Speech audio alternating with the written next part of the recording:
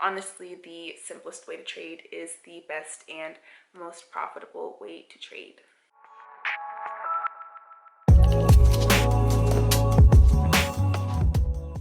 What's good, everyone? Welcome to my channel. My name is Cookie T. If you're new here, thank you for tuning in and clicking on this video. So today I'm going to be starting something totally new, and I'm really excited to start this series with you guys.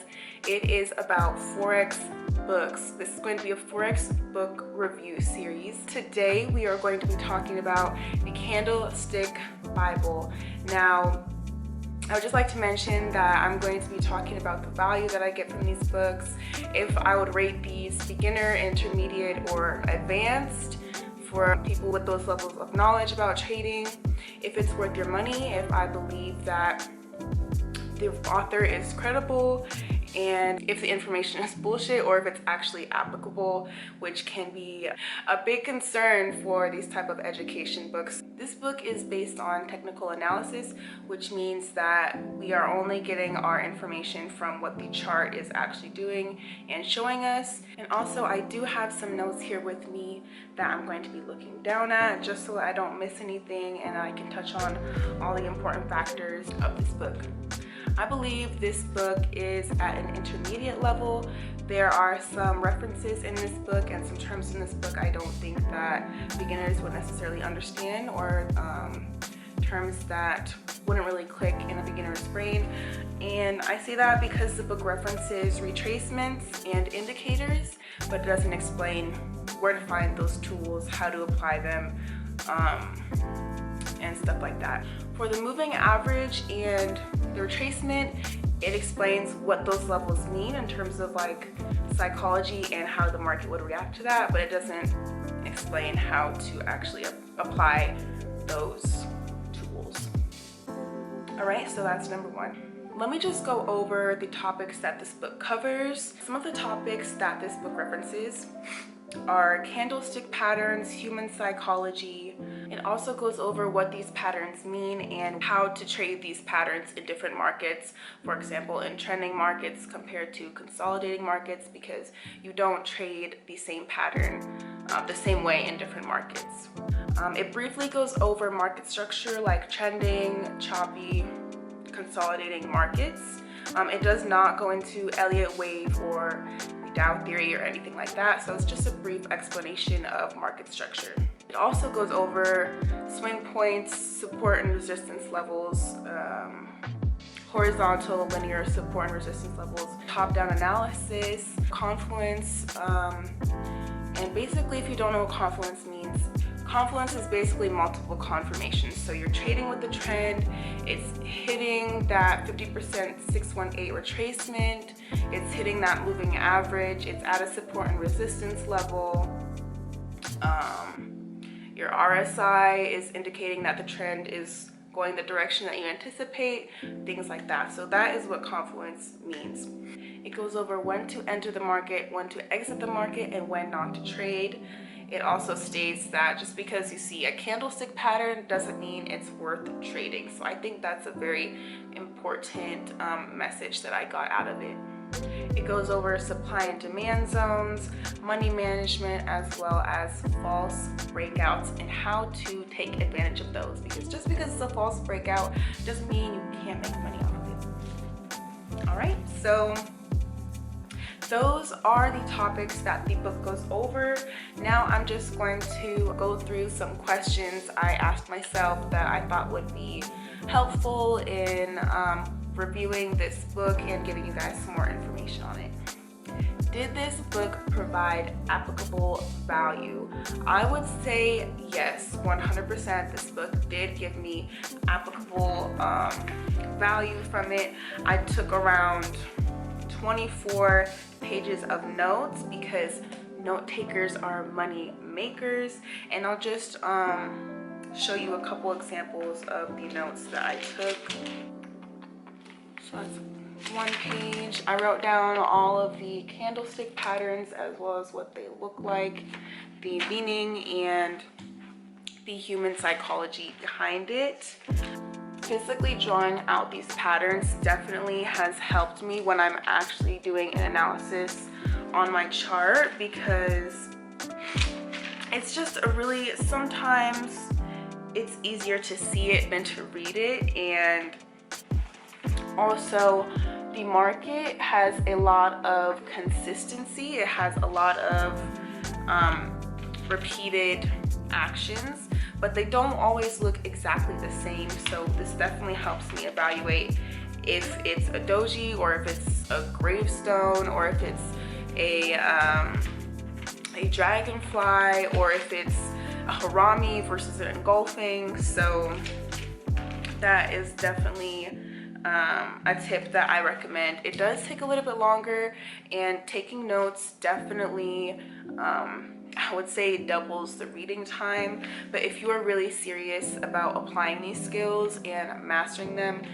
please, please, please, please take notes and draw some visuals to go along with the notes, because it will help you 1,000 times more than you probably think right now if you're not really a note taker. Okay, I just want to mention that as I'm going through this series, none of these books are going to be any get rich quick type of books. These books are going to be these books are going to have material that you're going to want to look back on. Even if you're done reading the book, you're going to want to look back on these books multiple times and go through them. It's not going to be like a one-stop shop and you're done, which is why I took notes, because I wanted to write down all the important parts that I want to master and keep in mind. So yeah, but then again, there's always things that I might miss in the book, or things that have not clicked entirely yet. I've understood the whole book for the most part, but there were some sections in there that were hard for me to understand, just because because there were so many typos. Like, I don't understand who published this book or who did the proofread, but they need to try again, sincerely. But it's also because I got it off the internet and I downloaded the PDF. I do not have a physical version of this book, so there might be another version on the internet with less typos and like an actual proofread version, because honey, the verbiage was really hard to get through, and I would say that's a negative about this book. It was just at some points pretty hard to understand, just because the grammar was so terrible. For the most part, it was good, you know, but there was definitely some inconsistency with that. So I would say that's probably the only downside to this book. Did I ever doubt that the information in this book was correct? No, I never doubted that the information in this book was correct, because in the preface of this book, it states that the author of this book was studying market structure and human psychology all the way back from the 1700s, and it is by the author Munisa Hama. I don't know if I'm saying that correctly, and it's been compiled into a modern book that is easy for us to read and applicable to us in these modern day trading conditions. Also, all the information was direct, clear. All the questions that I had while reading the book were later answered in future texts that I had yet to get to. So I was really pleased to see that the author thought of questions that the reader might have regarding some of these strategies. What did I appreciate most and least about this book? What I really appreciated about this book were the visuals included in the text.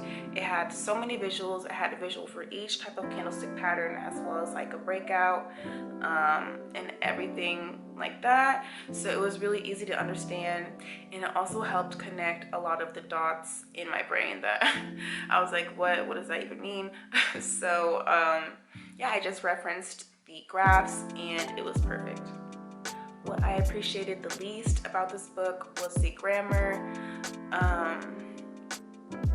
Yeah, like I mentioned before, some parts were pretty hard to understand, or just pretty hard to break down, just because of the grammar and just because of the wording and verbiage that the author chose. So definitely look over your copy that you get. If it's an online PDF, definitely look it over to make sure that there are no typos.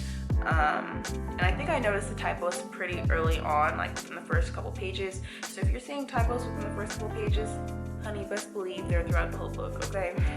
So definitely avoid that. Would I recommend this book? Yes, I would definitely recommend this book. I really love this book. It really opened up my eyes to a better way to trade and just a more simple way to trade. In the book it says, the more simple, the better. Don't complicate your chart. Don't get a whole bunch of thousands of indicators. Honestly, the simplest way to trade is the best and most profitable way to trade.